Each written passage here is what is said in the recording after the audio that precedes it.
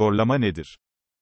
Uyku sırasında yutak bölgesinde, yumuşak damak, küçük dil ve bademciklerde oluşan gevşeme ile birlikte bu bölgedeki yumuşak doku, solunuma bağlı olarak titrer.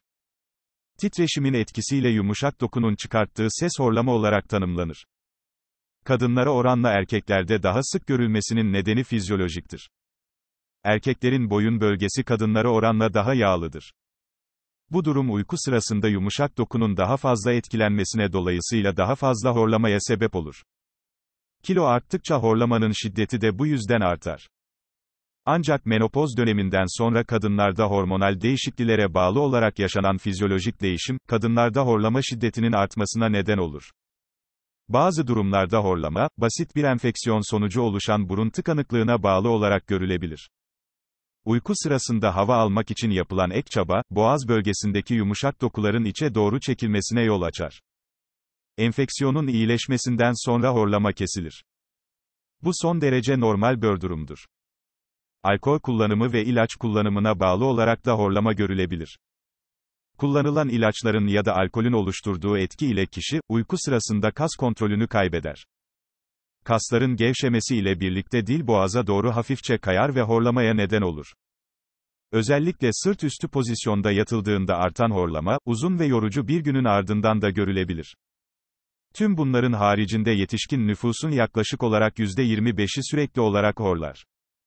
Horlamaya eşlik eden solunumun kesilmesi ve uykunun bölünmesi gibi belirtiler yoksa bu durum basit horlama olarak tanımlanır.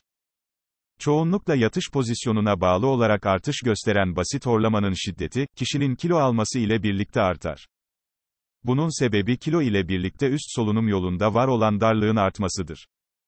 Bu durum genellikle çevredekilerin uyarısı ile fark edilir. Horlayan kişi genellikle hekime çevredekilerin uyarıları üzerine başvurur. Ancak solunumun belirli aralıklarla kesilmesi ya da kişinin uykusundan uyanması, pek çok farklı sağlık problemine yol açan, tıkayıcı uyku apne sendromu belirtileri arasında yer alır. Bu rahatsızlık, kişinin horlama nedenleri araştırıldıktan sonra mutlaka tedavi edilmesi gerekir. Horlama neden olur? Horlama, çoğunlukla pozisyona bağlı olarak görülse de yorgunluk, uykusuzluk, sigara ve alkol tüketimi, var olan enfeksiyon hastalıkları ve kullanılan ilaçlar da horlamayan kişilerin horlamasına, horlayanların da daha şiddetli horlamasına yol açar. Uyku sırasında geniz bölgesinde yer alan yumuşak doku bir miktar gevşer. Bu gevşemeye bağlı olarak nefes alıp vermek güçleşir. Hava akışının bu bölgede oluşturduğu türbülans, yumuşak dokuların titreşmesine yol açar. Oluşan bu titreşim de horlama olarak tanımlanan sesin oluşmasını sağlar.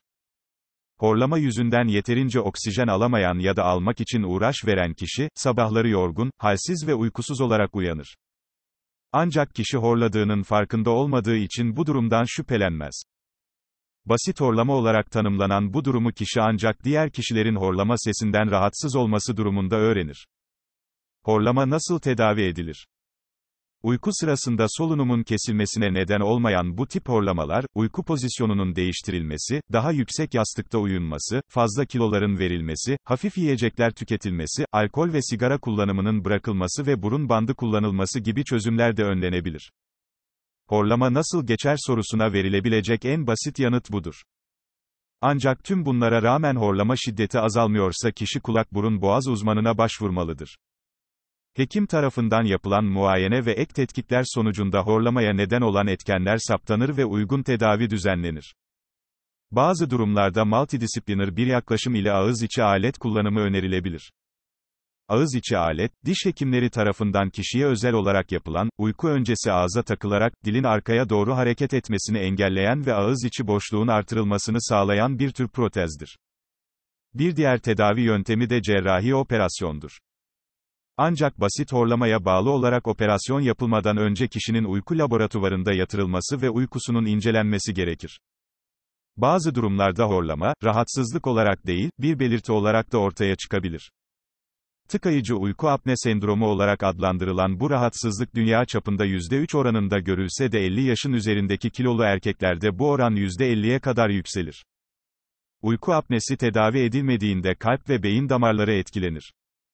Cinsel isteksizlik, migren, yüksek tansiyon gibi rahatsızlıkların yanı sıra kalp krizine de yol açabilir. Tıkayıcı uyku apne sendromu nedir?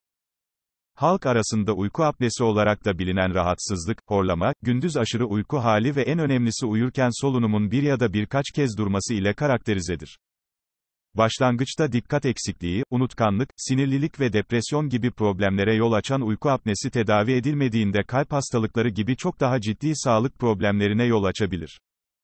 Uyku apne sendromunun diğer belirtilerinden bazıları şöyledir.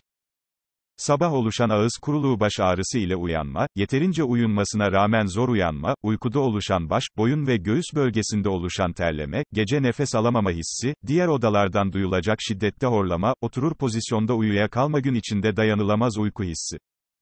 Kilo problemi yaşayan kişilerde ve erkeklerde sıklıkla görülen tıkayıcı uyku apnesi sendromu, zayıf fakat alt çenesi küçük ve geride, iri bademciklere sahip, kısa ve kalın boyunlu kişilerde de sıkça görülür. Mutlaka uyku laboratuvarına yatarak uykusunun incelenmesi gereken uyku apnesi hastaları için farklı tedavi yöntemleri mevcuttur. Continuous Positive Air Pressure CPAP adı verilen ve sabit basınç üreten cihaz sayesinde uyku sırasında hava yolunun daralması engellenir. Gece uyumadan önce kişinin CPAP cihazını çalıştırarak maske takması yeterlidir. Bu küçük cihaz tarafından maskeye gönderilen sabit basınçlı hava, üst solunum yolunun kapanmasını engelleyerek doğru bir solunum oluşumunu destekler. Basit horlama tedavi seçenekleri arasında olan ağız içi araç, radyofrekans ve cerrahi seçenekler de hastalığın mevcut durumuna göre uygulanabilir.